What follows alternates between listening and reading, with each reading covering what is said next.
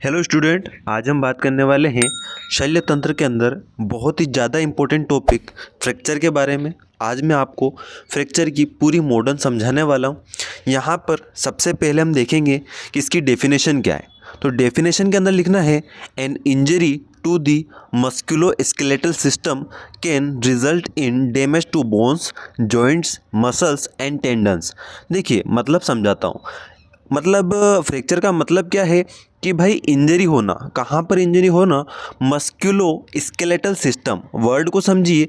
मस्कुलो मतलब मसल के अंदर, स्केलेटल सिस्टम मतलब हमारी बॉडी का जो स्केलेटल सिस्टम है, जो बोनी पोर्शन है, उसके अंदर क्या हो जाना, इंजरी हो जाना। ठीक है, क्या बोल रहा हूँ मैं, an injury to the musculo skeletal system means muscle के अंदर और हमारी बॉडी का जो स्केलेटल सिस्टम है, जो बोनी पार्ट है, उसके अंदर क्या हो जाना, इंजरी हो जाना, जिसकी वजह से क्या हो सकता है, can result in damage to bones, जिसकी वजह से बोन डैमेज हो सकती है, जॉइंट डैमेज हो सकते हैं, मसल डैमेज हो सकती है, जो टेंडन्स है वो डैमेज हो सकते हैं, यहाँ पर लिगामेंट डैमेज हो सकते हैं, नर्व इंजरी हो सकती है।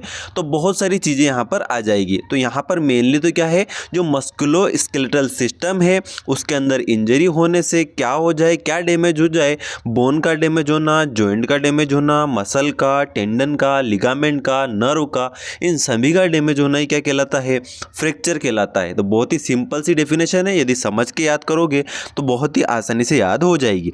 नेक्स्ट देखिए, मोस्ट इंपॉर्टेंट, अगर फ्रैक्चर को एक लाइन में बोलूं तो क्या बोल सकता हूं, a fracture is a break in the continuity of a bone. ठीक है, तो फ्रैक्चर क्या है, a break in the continuity of a bone. ठीक है, तो यार क्या होता है, जो बोन है वो क्या होती है, हमेशा एक सिमेट्री में रहती है। ठीक है, लॉन्ग बोन रहती है तो सीधी रहती है, सभी बोन की एक सिमेट्री होती है। यदि उस सिमेट्री के अंदर, यदि उसकी कंटिन्यूटी के अंदर कोई भी ब्रेक आ जाए या कोई भी तोड़ फोड़ हो जाए, वही क्या कहलाता है, फ्रैक्चर कहलाता है। तो बहुत ही आसान सा काम है। यहाँ पर क्या बोल रहा हूँ मैं, a fracture is a break in the continuity of a bone, जो क्या करे, बोन की कंटिन्यूटी को बिगाड़ दे, बोन की कंटिन्यूटी के अंदर ब्रेक आ जाए, उसकी सिमेट्री बिगड़ जाए, वही क्या कहलाता है, फ्रैक्चर कहलाता है। चलिए आगे देखते हैं कि आखिरकार फ्रैक्चर हो किन किन कारण की वजह से हो सकता है। तो यहाँ पर सबसे पहला कारण है लोकलाइज्ड डिजीज। ठीक है, एक पर्टिकुलर जगह पर क्या हो सकता है जिसकी वजह से फ्रैक्चर हो जाए, तो इसके अंदर लिखना है आपको इन्फ्लामेटरी डिजीज। ठीक है, इन्फ्लामेशन होता है तो उसके अंदर भी पैथोलॉजिकल कंडीशन डेवलप होती है, और पैथोलॉजिकल कंडीशन यदि बोन से रिलेटेड होगी या बोन को डैमेज करेगी, बोन को वीक करेगी, तो वहाँ पर फ्रैक्चर देखने को मिल सकता है। सेकेंड देखिए, यहाँ पर पायोजेनिक ओस्टियोमाइलाइटिस। ओस्टियोमाइलाइटिस में आपको पढ़ा चुका हूँ ऑलरेडी, ओस्टियोमाइलाइटिस का वीडियो भी आप देख लेना। यहाँ पर क्या होता है, पायोजेनिक ओस्टियोमाइलाइटिस में आप सिंपल सा समझिए कि बोन के अंदर इन्फेक्शन हो जाता है, जिसकी वजह से बोन वीक हो जाती है और वहाँ पर फ्रैक्चर होने की संभावना बढ़ जाती है। तो यहाँ पर लोकलाइज्ड डिजीज़ के अंदर दो चीज़ें, इन्फ्लामेटरी डिजीज़ और पायोजेनिक ओस्टियोमाइलाइटिस, दोनों के अंदर क्या होगा, इन्फेक्शन की वजह से बोन वीक होगी। आगे देखिए, नियोप्लास्टिक कंडीशन मतलब कैंसरस जो ग्रोथ हो सकती है, उससे क्या क्या हो सकता है, तो बेनाइन ट्यूमर और मेलेग्नेंट ट्यूमर की वजह से भी यहाँ पर हमको फ्रैक्चर देखने को मिल सकता है। अब भाई ये कैसे, तो यहाँ पर भी क्या हो रहा है, यहाँ पर भी इन्फेक्शन हो रहा है, और इन्फेक्शन के साथ साथ में बात करें, जो एबनॉर्मल ग्रोथ हो रही है, वो एबनॉर्मल ग्रोथ जो हो रही है वो कभी कभी बोन के ऊपर फोर्स भी डालती है, उसकी वजह से भी यहाँ पर फ्रैक्चर देखने को मिल सकता है।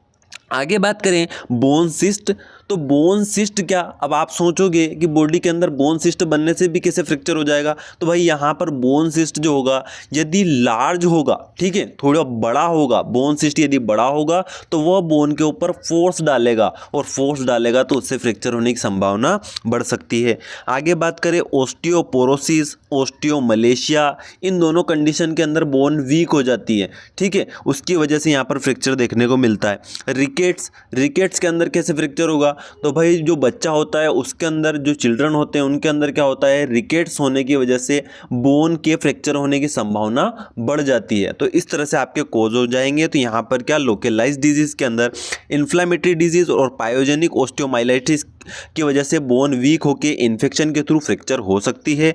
नियोप्लास्टिक के अंदर बिनाइन ट्यूमर, मैलिग्नेंट ट्यूमर दोनों या तो फोर्स की वजह से या इन्फेक्शन की थ्रू क्या कर सकते हैं, फ्रैक्चर कोज करने में मतलब कारण बन सकते हैं। बोन सिस्ट यदि बहुत बड़ा होगा तो वो क्या करेगा, फोर्स जनरेट करेगा जिससे फ्रैक्चर हो सकता है। ओस्टियोपोरोसिस, ओस्टियोमलेशिया से बोन वीक होने की वजह से यहाँ पर फ्रैक्चर हो सकता है। और रिकेट्स में क्या होता है, जो बच्चे होते हैं उनकी बोन के अंदर हमको फ्रैक्चर बड़ी इजीली देखने को मिल सकता है। चलिए आगे देखते हैं क्लासिफिकेशन, फ्रैक्चर का क्लासिफिकेशन देखते हैं।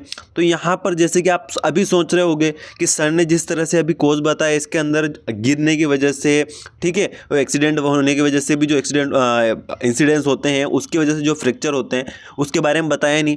तो अभी ये सारे जो क्लासिफिकेशन पढ़ेंगे इसके अंदर वो चीज़ें आ जाएगी। क्लासिफिकेशन पहले समझ लीजिए। इस क्लासिफिकेशन को याद करने की मैं एक ट्रिक भी बता दूंगा आपको लास्ट में, तो आपको ईजिली याद हो जाएगा। तो यहाँ पर सबसे पहला क्लासिफिकेशन है on the basis of aetiology, कि भाई कारण क्या कारण हो सकता है, इटियोलॉजी की वजह से कौन कौन सा फ्रैक्चर हो सकता है। तो यहाँ पर इटियोलॉजी के अंदर सबसे पहला आता है ट्रोमेटिक फ्रैक्चर। ठीक है, ट्रोमेटिक फ्रैक्चर जैसे कि नाम से पता चल रहा है ट्रोमा की वजह से होने वाला फ्रैक्चर। तो due to trauma like fall, RTA, fight, ठीक है, कोई व्यक्ति क्या हो गया, कहीं से गिर गया, छत से गिर गया तो फ्रैक्चर हो गया, वो क्या था, एक तरह से ट्रोमा। ठीक है, आरटीए रोड साइड एक्सीडेंट हो गया, ठीक है, तो उसमें हो जाएगा। फाइट किसी की लड़ाई हो गई, उसके अंदर फोर्स से किसी ने किसी को मार दिया तो फ्रैक्चर हो गया। तो ये सारी चीज़ें क्या है, ट्रोमेटिक है। तो यहाँ पर ट्रोमा की वजह से हो रहा है तो ट्रोमेटिक फ्रैक्चर, और ये क्या है, एक तरह का कारण है, तो इटियोलॉजी के अंदर डाल दिया। नेक्स्ट देखिए पैथोलॉजिकल फ्रैक्चर। पैथोलॉजिकल फ्रैक्चर मतलब जिसके अंदर किसी पैथोलॉजिकल रीजन की वजह से फ्रैक्चर हो, तो ड्यू टू पैथोलॉजिकल कंडीशन जिसमें बोन वीक हो जाए, लाइक मेटास्टेसिस। मेटास्टेसिस का मतलब क्या होता है, जो कैंसर होता है, ठीक है, जो कैंसरस ग्रोथ होती है, जो कैंसर का इन्फेक्शन होता है उसका सर्कुलेट होके बोन को वीक कर देना, वो क्या कहलाता है, मेटास्टेसिस।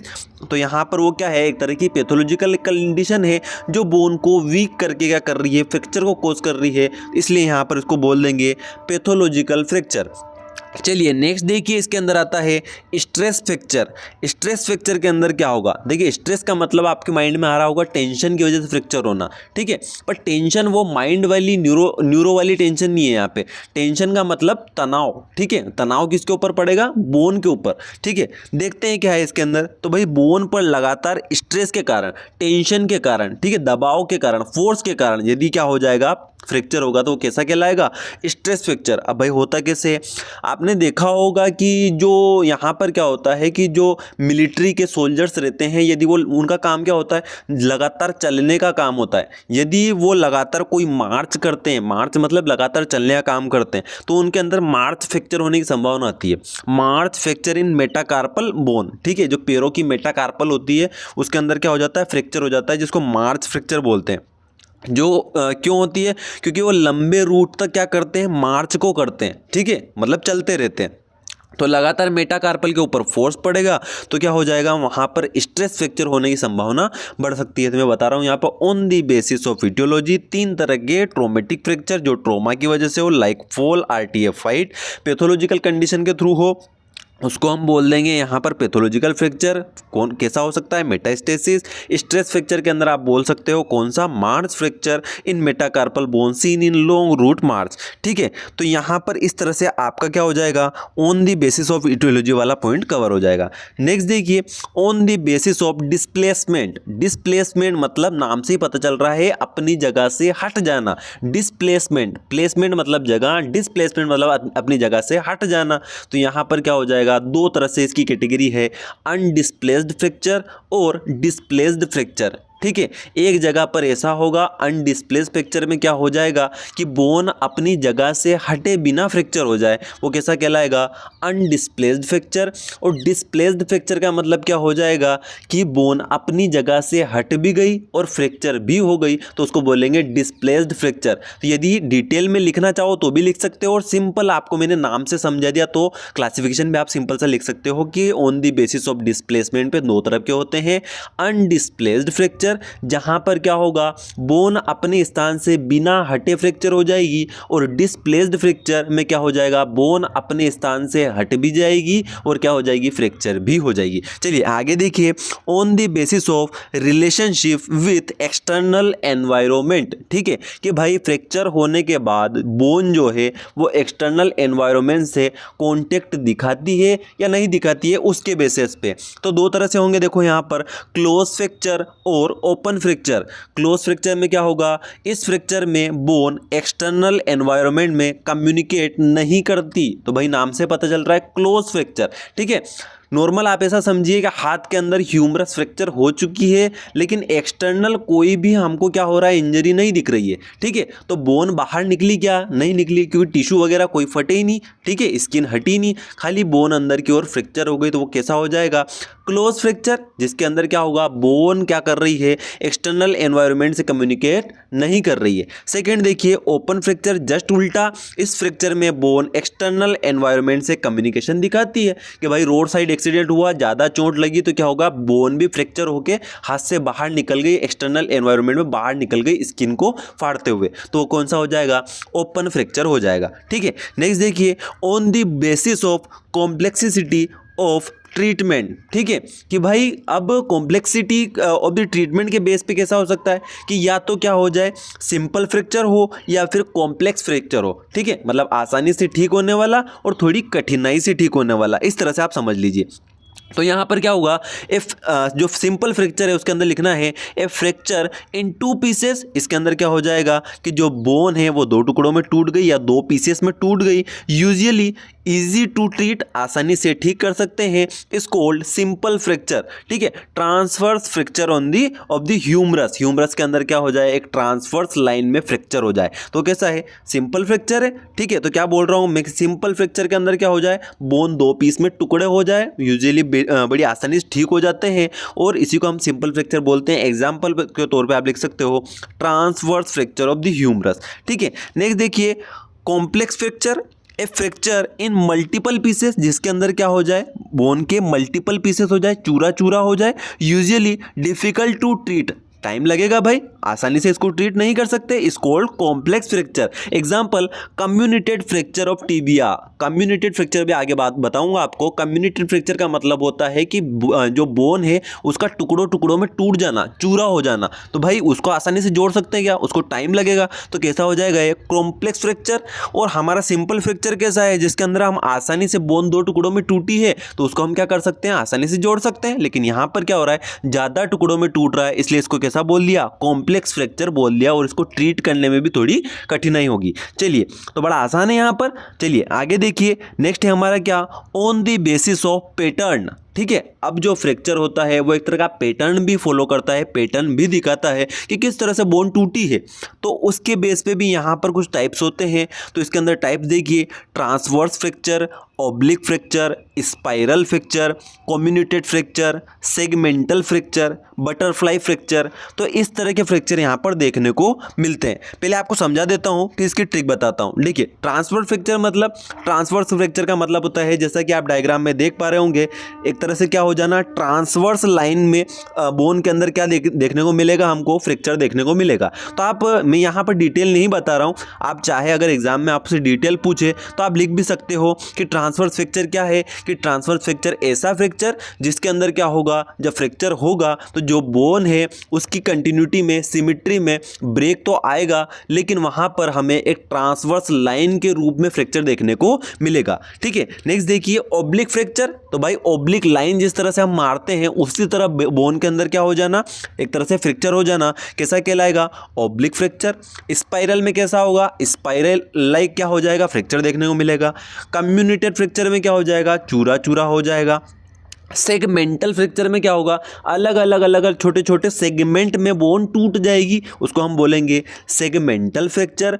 नेक्स्ट है बटरफ्लाई फ्रैक्चर, तो यहाँ पर क्या हो जाएगा, बटरफ्लाई फ्रैक्चर देखने को मिलेगा। अब बात करते हैं यहाँ पर क्या, कि भाई इनको नाम को याद कैसे करें, तो इनको नाम को याद करने की सिंपल सी एक ट्रिक है, toast.com से बटरफ्लाई मंगाई। आप सभी जानते हैं अमेजोन, फ्लिपकार्ट वगैरह बहुत सारी ऑनलाइन शॉपिंग ऐप्स होती है, उनके द्वारा हम अलग अलग चीज़ें हमारी रिक्वायरमेंट के अकॉर्डिंग मंगाते हैं। तो उसी तरह हम बोल रहे हैं कि भाई फ्रैक्चर के अंदर जो पैटर्न है उसके अंदर हम क्या कर रहे हैं, toast.com से बटरफ्लाई मंगा रहे हैं। ठीक है, इसको डिकोड करते हैं। टोस के टी से ट्रांसवर्स, ओ से ऑब्लिक, एस से स्पाइरल। ठीक है, .com से याद करना है कम्युनिटेड फ्रैक्चर, से याद करना है सेगमेंटल फ्रैक्चर और बटरफ्लाई से याद करना है बटरफ्लाई फ्रैक्चर। तो हम क्या बोल रहा हूँ मैं, एक सिंपल सी ट्रिक है, toast.com से बटरफ्लाई मंगाई तो टोस के टी से ट्रांसवर्स, ओ से ऑब्लिक, एस से स्पाइरल, कॉम से कम्युनिटेड फ्रैक्चर, से सेगमेंटल फ्रैक्चर और बटरफ्लाई से आपका बटरफ्लाई फ्रैक्चर बड़ी आसानी से आपको याद हो जाएगा। अब देखिए भाई, ये तो हो गया पैटर्न का। अभी मैंने आपको स्टार्टिंग में बोला था कि जो मैं क्लासिफिकेशन पढ़ा रहा हूँ इसकी भी आपको एक ट्रिक बताऊंगा। तो देखिए यहाँ पर हमने एक तरह से क्लासिफिकेशन 5 तरह से पढ़े हैं। ठीक है, पहले हमने देख लिया था किस तरह से इटियोलॉजी बेस पे देखा था। ठीक है, उसके बाद क्या देखा था हमने, डिस्प्लेसमेंट पे देखा था, फिर एनवायरनमेंट बेस पे देखा था। ठीक है, उसके बाद हमने देखा था क्या, कॉम्प्लेक्सिटी के द्वारा देखा था, पैटर्न के द्वारा देखा था। तो भाई इसको याद करने की ट्रिक है, सिंपल सी ट्रिक है, डीप कट। ठीक है, DEEP, ठीक है, CUT कट, डीप कट। ठीक है, आप कैसे याद करें भाई, जब फ्रैक्चर होता है तो फ्रैक्चर होने के बाद क्या होता है कि जो बोन होती है उसके अंदर क्या होता है, डीप कट लगते हैं। ठीक है, या फिर जो हमारी स्किन से उसके अंदर भी क्या होगा, डीप कट लगेंगे। तो यहाँ पर सिंपल सा याद करना कि फ्रैक्चर के अंदर क्या होता है, डीप कट लगता है। डीप कट के डी से याद करना है डिस्प्लेसमेंट फ्रैक्चर, ई से याद करना है इटियोलॉजिकल फ्रैक्चर, ई से याद अगेन आपको करना है एनवायरमेंटल फैक्टर। ठीक है, पी से आपका पैटर्न का क्लासिफिकेशन हो जाएगा, कट के सी से याद करना है आपको कॉम्प्लेक्सिटी फ्रैक्चर। तो इस तरह से आपको क्लासिफिकेशन डीप कट से बड़ी आसानी से याद हो जाएंगे। चलिए आगे देखिए, क्लिनिकल फीचर कि भाई यार जो फ्रैक्चर हो रहा है उसके अंदर हमें क्लिनिकल फीचर्स क्या देखने को मिलेंगे। तो यहाँ पर देखने को मिलेगा पेन। ठीक है, दर्द तो होना ही है, स्वेलिंग देखने को मिलेगी क्योंकि चोट लगी है तो इन्फ्लामेशन तो होगा ही, तो स्वेलिंग देखने को मिलेगी। टेंडरनेस देखने को मिलेगी, मीन्स ऐंठन देखने को मिलेगी। लॉस ऑफ कंटिन्यूटी तो बात कर ही चुके हैं। ठीक है, जो बोन है हम बात कर रहे हैं कि फ्रैक्चर होता ही क्यों है, क्योंकि बोन की जो कंटिन्यूटी है उसके अंदर ब्रेक हो जाता है, तो लॉस ऑफ कंटिन्यूटी तो होना ही है। लॉस ऑफ फंक्शन, भाई फ्रैक्चर हो चुका है तो जो संबंधित ऑर्गन है उसको हम चला पाएंगे क्या, नहीं चला पाएंगे, तो लॉस ऑफ फंक्शन भी हो जाएगा।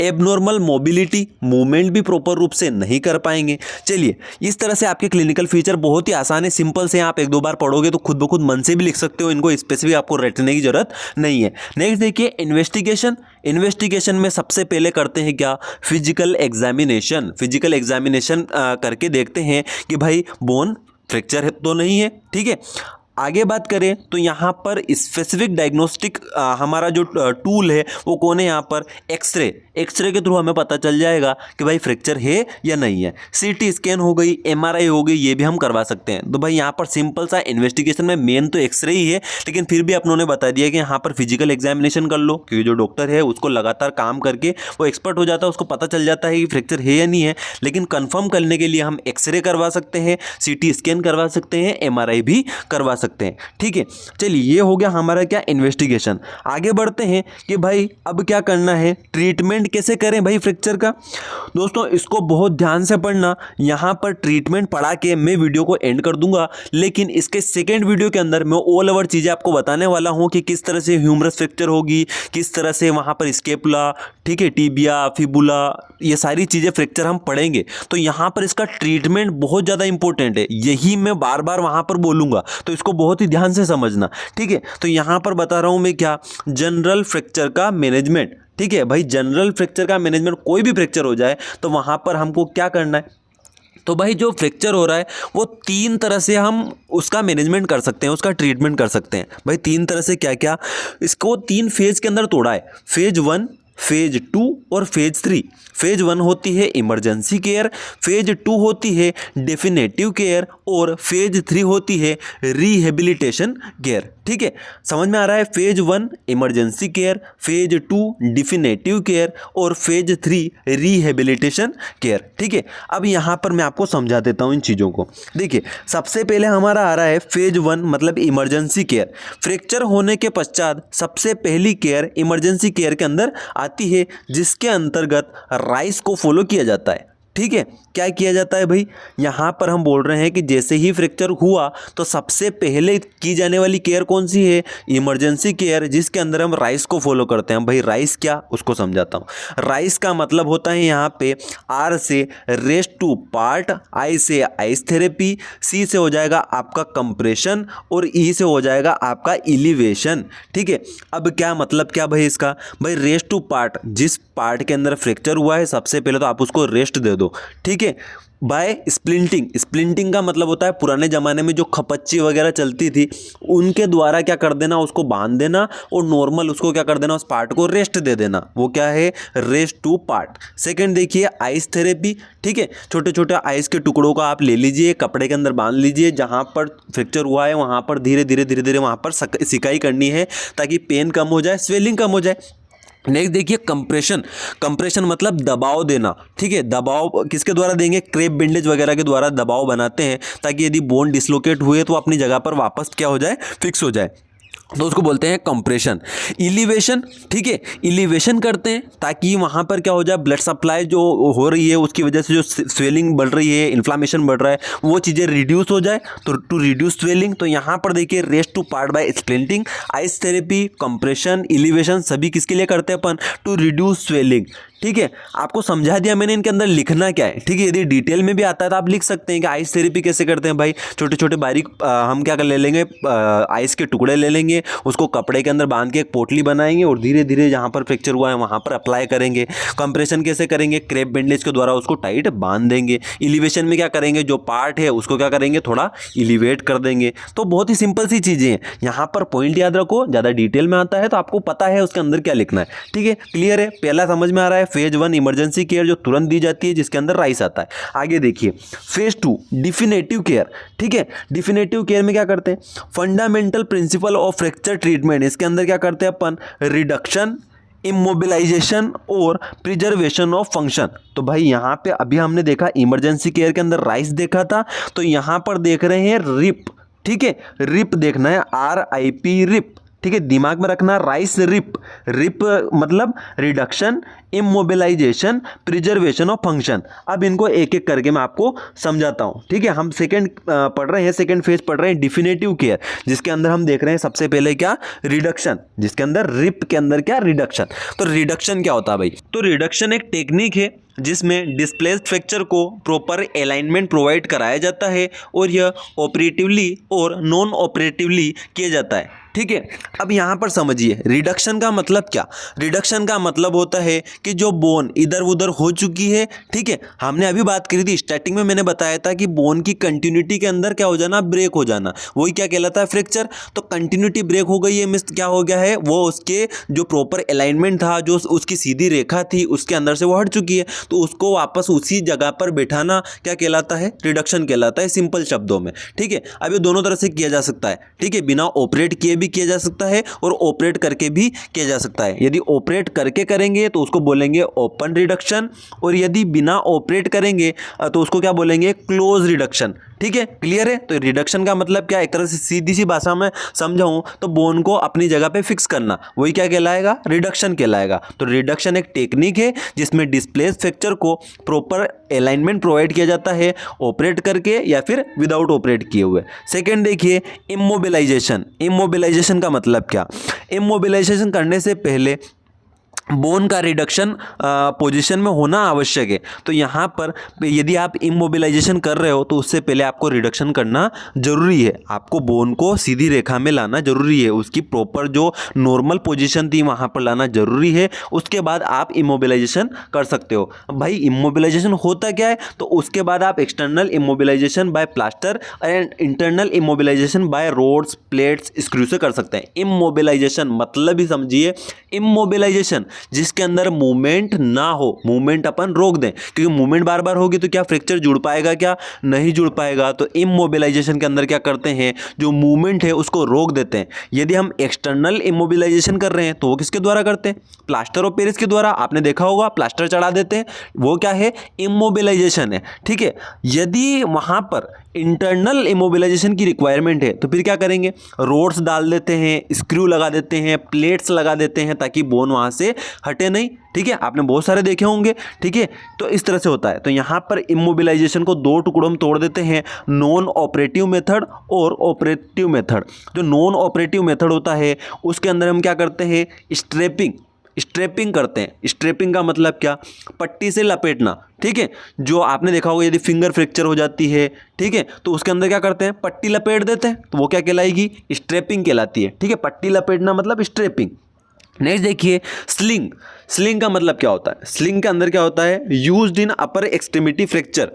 यदि आपने देखा होगा बहुत सारों के हाथ के अंदर फ्रैक्चर हो जाता है तो क्या कर देते हैं, एक पट्टा देते हैं जिसको गले में बांध के हाथ से कनेक्ट कर देते हैं ताकि हाथ लगातार एक ही पोजीशन में बना रहे। उसको क्या बोलते हैं, स्लिंग बोलते हैं। ये भी क्या है, एक तरह का इमोबिलाइजेशन है। ठीक है, नेक्स्ट देखिए cast immobilisation by POP, plaster of Paris. Most common ज़्यादातर कौन सा यूज़ किया जाता है, कास्ट इमोबिलाइजेशन यूज़ किया जाता है, जिसमें क्या किया जाता है कि भैया जो प्लास्टर ऑफ पेरिस होता है उसके द्वारा क्या किया जाता है, मतलब जो बोन है उसके ऊपर प्लास्टर चढ़ा दिया जाता है, जहाँ फ्रैक्चर हुआ है प्लास्टर चढ़ा दिया जाता है ताकि वो हिले डुले नहीं। ऑपरेटिव मेथड में क्या करेंगे, वापस क्या करेंगे, इम्प्लांट कर देंगे, किसका, स्क्रू का, प्लेट का, रोड्स का, जिससे क्या हो जाए, इंटरनल क्या हो जाए, वहाँ पर इमोबिलाइजेशन हो जाए। आगे देखिए प्रिजर्वेशन ऑफ फंक्शन, इसमें क्या करेंगे, फिजियोथेरेपी जरूरी है ताकि इमोबिलाइज पार्ट को छोड़कर बाकी पार्ट प्रॉपर मूवमेंट करता रहे। अब भाई अपनों ने इमोबिलाइज तो कर दिया लेकिन जो रिमेनिंग पार्ट है लगातार उसमें क्या हो जाएगी, ऐंठन हो जाएगी यदि मूवमेंट नहीं करेगा तो हमको क्या करना है, वहाँ पर जो फंक्शन है उसको बचाने के लिए फिजियोथेरेपी कराना है। ठीक है, in case of open fracture, यदि क्या हो चुका है, ओपन फ्रैक्चर हो चुका है, ठीक है, वुंड बन चुका है, तो वहाँ पर क्या करना पड़ेगा, प्रॉपर वुंड केयर करना है, एंटीबायोटिक का यूज़ करना है, टिटनस का इंजेक्शन लगवाना है, एनाल्जेसिक्स देना है। ठीक है, तो ये चीज़ें आप कर सकते हैं कि in case of open fracture में प्रॉपर वुंड केयर, एंटीबायोटिक का यूज़ करना, टिटनेस का इंजेक्शन लगाना, एनाल्जेसिक देना, ये चीज़ें आप कर सकते हैं। नेक्स्ट देखिए फेज थर्ड, रिहेबिलिटेशन। ठीक है, अब रिहेबिलिटेशन का मतलब क्या, ठीक है, इसका मतलब होता है कि ऑर्गन को, बोन को पहले की तरह काम कराने के लायक बनाना। ठीक है, रिहेबिलिटेशन का मतलब क्या होता है, जो ऑर्गन है, जो फ्रैक्चर हुआ है, जो बोन फ्रैक्चर हुई है, वो पहले जिस तरह से ऑप्टिमम कैपेसिटी पर वर्क कर रही थी उसे वापस उसी ऑप्टिमम कैपेसिटी पे काम करवाने के लायक बनाना ही क्या कहलाता है, रिहेबिलिटेशन कहलाता है। इसके अंदर लिखना है रिहेबिलिटेशन इंजरी से लेकर पार्ट के मैक्सिमम फंक्शन करने तक जारी रखना चाहिए। जब से इंजरी हुई है और जब तक वो हील नहीं हो जाती, ठीक नहीं हो जाती, तब तक आपको रिहेबिलिटेशन करते रहना है। ठीक है भाई, इसके अंदर क्या करना है, जेंटल एक्टिव एक्सरसाइज, ज़्यादा नहीं करना है, ज़्यादा करेंगे वैसे अपन ने बोला है कि भाई कभी कभी बोन अपना इमोबिलाइजेशन भी करना है, बोन को मूवमेंट ज़्यादा नहीं करना है, तो इतना मतलब जेंटल एक्सरसाइज करवाना है कि भाई क्या हो जाए, जो हमारा इमोबिलाइजेशन किया है, बोन का मूवमेंट जो फ्रैक्चर हुई है, बोन मूवमेंट भी नहीं करे ज़्यादा और अपना क्या हो जाए, जो फंक्शन है नॉर्मल, वो फंक्शन भी ठीक रहे। आगे बात करें फिजियोथेरेपी आप करवा सकते हो, तो यहाँ पर जेंटल एक्टिव एक्सरसाइज और फिजियोथेरेपी इसके अंदर आएगी। तो ये आपका ट्रीटमेंट जनरल फ्रैक्चर के अंदर आपको लिखना है, जो कि हमारे नेक्स्ट वीडियो के अंदर बहुत ही काम आने वाला है। तो बिल्कुल ध्यान से इसको पढ़ना है, जिस तरह से मैंने बताया उसी तरह से याद करना है और उसके प्रॉपर नोट्स आपको बना लेना है ताकि आपको याद करने में आसानी हो। ठीक है, तो इस तरह से आपका क्या हो गया, अभी एक पार्ट हमारा फ्रैक्चर का कंप्लीट हो गया है, सेकंड पार्ट में हम फ्रैक्चर को पूरा कंप्लीट कर देंगे। तो दोस्तों वीडियो अच्छा लगा हो तो वीडियो को लाइक कर दीजिए, अपने फ्रेंड्स के साथ शेयर कर दीजिए। यदि आप मास्टरमाइंड चैनल पर नए हैं तो प्लीज चैनल को सब्सक्राइब कर दीजिए, बेल आइकन को प्रेस कर दीजिए ताकि आने वाली वीडियो की अपडेट आपको मिलती रहे। Thank you.